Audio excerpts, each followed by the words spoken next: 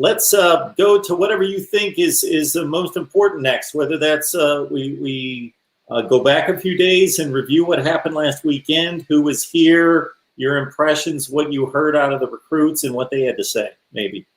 Well, yeah, I mean, it was the first Friday Night Lights camp for Nebraska on Friday, and most of, and this is the way it works every year, is that Friday Nights 1 is pretty much local guys, in-state guys, and maybe some surrounding state guys.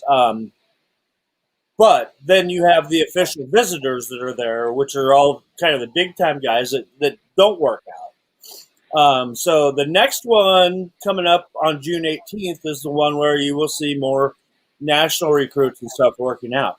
That being said, though, it didn't disappoint at all.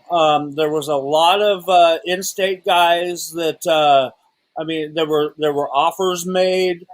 There were some guys that really were impressive. They after the camp they made it, or actually it was right before the camp. They made an offer to Lincoln Southeast offensive tackle Gunnar Gatula. His father is the head coach at Lincoln Southeast, and Gunnar has put the work in and received an offer from Nebraska. And I think I was talking with Sean yesterday, and I think Sean's gone through the numbers. And in the modern recruiting era now, that's the 18th offer that a Lincoln Southeast player has gotten, since Rivals.com has been around, which is pretty impressive, to say the least. At one high school in the city, which includes like inside linebackers coach Barrett Ruud, who played in the NFL for many years. But that being said, a lot of other kids really did impress. Actually, and we got to see one of them yesterday out at this jamboree that we attended. And that's a kid out of Grand Island Northwest. His name's Victor Eisley. And he's an outside linebacker prospect, and he's a quick twitch guy. Really, really tough to. He beats everybody off the line, and and I saw him at the camp on Friday night, and I saw him yesterday, and he's doing the same thing to whoever they lined up against him. And he also attended the Rivals camp in Indianapolis, and also performed well there. So, and he's a 2023 kid, so he's a guy that we're looking at for next season, and look for him to get a Nebraska offer here sooner or later.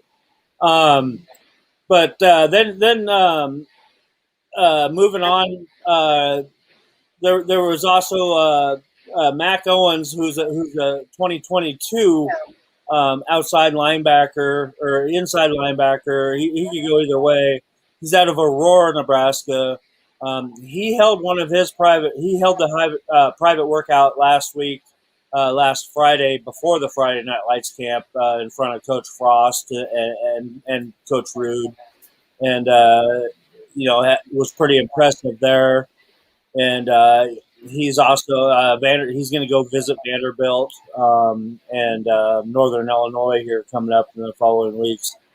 So there were some good kids to see there, and then. Just kind of piggybacking on to what I saw yesterday, there's a linebacker prospect from North Platte, Nebraska, and his name is Vince Genito, and he really impressed me quite a bit. He's coming in this Friday for a private workout with Coach Ruud. And he was just at Cal over the weekend and worked out at Cal out there in Berkeley on Sunday, and flew home, got home at 3 a.m. Sunday, and then they made it down to Grand Island for team camp at noon. and he actually broad jumped a 10.7 out at Cal. He's a very impressive three-sport athlete, state champion wrestler, runs track, plays baseball. He's a very impressive young man, and I wouldn't be surprised whatsoever that he doesn't come away with an offer after his workout this Friday in front of the coaching staff. So a lot of good stuff going on right now. And then we got a 7-on-7 camp coming up on Sunday that we get our first chance to go see since they've been holding these. And there'll be over 100 teams that are competing, and the teams come in from out of state for this. So it's just crazy. And plus we've got I think we've got 6 confirmed official visitors coming in for this weekend as well. And when you add that on top of last weekend's official visitors, that they will have had their number one quarterback, their number one running back, their number one receiver, number one tight end who's already committed, 2 of their top 3 offensive line prospects, and 2 of their top defensive line prospects have already visited officially just on June 4th. So it's just crazy right now, and I love it. Good stuff. Got Greg Peterson on the line from Husker Online, talking of the Huskers. And, of course, June has got its weekends full of recruits coming to Lincoln to check out Nebraska University. Appreciate everybody's comments. We want to make sure we get all the recruiting news and all that perspective definitely in. We'll get to as many comments and questions as possible, but many of them are things that can be answered throughout the summer. But I will get those to Greg as much as possible. This, of course, I had to duck out here for a second, so I don't know if you had acknowledged or got to the GI football jamboree. That's what I was getting at from yesterday. The prospects that we had just seen. All 3 of those linebackers that I had just mentioned that have either already worked out in front of the coaching staff last Friday, or Vince Genatone, who I was talking about, who's going to be here this Friday. And a very interesting story about Genatone. It might sound like I have a man crush on him. I just met him yesterday, but his father played at Washington State. It was a linebacker at Washington State. Has coached D1 college football. He was a coach on the Washington State staff as well as other staffs. And they moved from Wyoming to North Platte, Nebraska last year because they both work for a doctor that I'm not sure the whole story. He specializes in some kind of treatment, and he was like a football coach. He said, if I'm going to move to North Platte, Nebraska, I'm bringing my whole staff. So his mom and dad both work for him, and so they moved to North Platte, Nebraska, and this is a diamond in the rough. Like I said, this kid he did a broad jump at 10.7 on Sunday at Cal, and is going to come in and run the 40. He hasn't run the 40 since he was a freshman, but he's going to run the 40 in front of Coach Frost. And he's already got offers from Montana, Northern Arizona, and I'm drawing a blank on the other one. But he's already a kid that's on the radar. And you know what? When I think Barrett Ruud sees him tomorrow, he's going to remind Barrett Ruud a lot of himself. So, or when he sees him on Friday. So it was a very, very, very good camp, just for what we got out of it, and just to see some June football. I mean, these kids were in full pads and going at it, so I loved it. It was great. Very cool. Appreciate everybody on the line. Hope you appreciate Greg being here every week to talk Nebraska football. So please support the show in any way possible. You can start by liking the video. Share this video out on social media. You can do that in a number of ways. Obviously, just grab the link or grab the channel link and just send it out there. Let people know that we're here. We're 35 subs away from 1,000. We would love to get to 1,000 very soon, so please help us do that. Check out Greg's work, Husker Online, So that's obviously the rival site for Nebraska, HuskerOnline.com. But also here on YouTube, tons of video regarding news conferences, player interviews, workouts, all of that. What's the latest you got on there, Greg? Well, we just, like I said, we recapped our Friday Night Lights from Friday. We had the Shrine Bowl. Nebraska Shrine Bowl was just actually in Kearney on Saturday night as well. And then we had our recap from the GI football jamboree yesterday. And always throwing stuff in there. We had a lot of baseball coverage going on. But, moving forward here, I always got stuff on the back burner, too, that I haven't released yet. So, I mean, there's always looking for times to do that. But, we got a busy weekend coming up. Like I said, we got that 7-on-7 coming up on Sunday here. And, we're going to have tons and tons of coverage from that. Camp's coming up. It's crazy. We just heard from, Jake Sharp. He, old K-State, a standout at K-State. He's down in Wichita, and he throws on a camp every year. And he just got a hold of us yesterday, so we'll be heading down there here in late June. But no, it's crazy. I'm pretty much overwhelmed right now. I could be releasing stuff, but I just, I'm trying to find the time to do that. I hear you. We got 22 team channels here at the Voice of College Football, so dive into your favorite team or a ton of them, whatever you want to do there.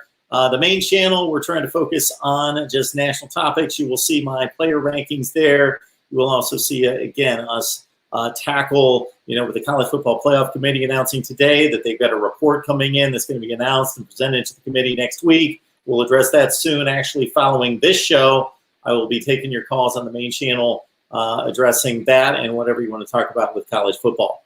All right, Dan, with the age-old question, I'll serve this up for Greg, and then I'll take my stab at it. Why doesn't the top 20 recruiting class equate to top 20 performance? Well, let you in on a little secret there, Dan, that there's about 6 to 8 teams right now that dominate the recruiting rankings, and it's been pretty tough to crack that. And pretty much more like 4 that are the elite recruiters that you see that get a bunch of these 5 stars every year. But you know what? Everybody knows that your program's built by the 3 stars as well. And, for the most part, after that top elite group of recruiting schools that you're seeing this cycle that happens year in and year out, which now, you know what? That's why is this debate that just got triggered today about a 12-team playoff?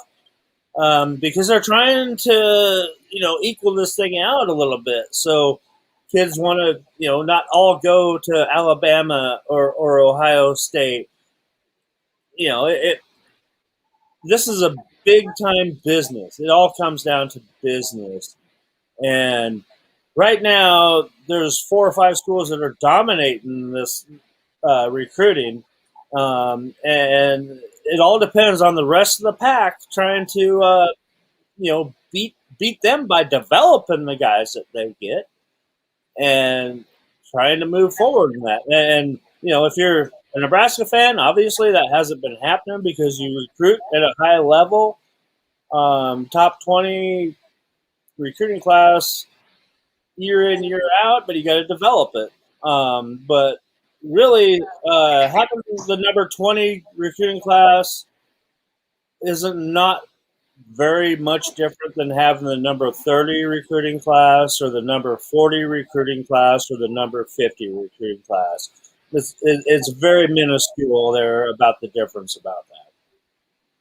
I'll take it from another perspective, although that last point Greg made is another one I was going to make. So I will start out by saying the top 20 class in the nation, meaning if you do that over and over and over and over, typically does equate to about the 20th best team, generally. So look at the recruiting rankings and then look at the national polls at the end of the season and match them up year to year, and it's pretty close. But let's also understand that in any given year, this is not a perfect science. So the 20th best recruiting class, regardless of your service, but let's say the composite or rivals, wherever you want to go, the 20th best recruiting class, if somebody would want to go through the metrics and the logistics, that would be just exhaustive. I would love it. I don't want to do it. But if somebody else wants to do it, like 4 or 5 years later, re-rate and re-rank all the classes, well, we're going to find that the 20th, what's that? No, go ahead. I'm sorry. I didn't mean to interrupt you. The 20th rated class in any given year may some years turn out to be the 29th best class, and other years the 18th best class, but it's probably going to average out to about the 20th. But on any given year, you know, the process and the evaluation is not perfect. So let's understand that. It's really good, but it's not perfect. Never. The next thing is the development, like Greg addressed.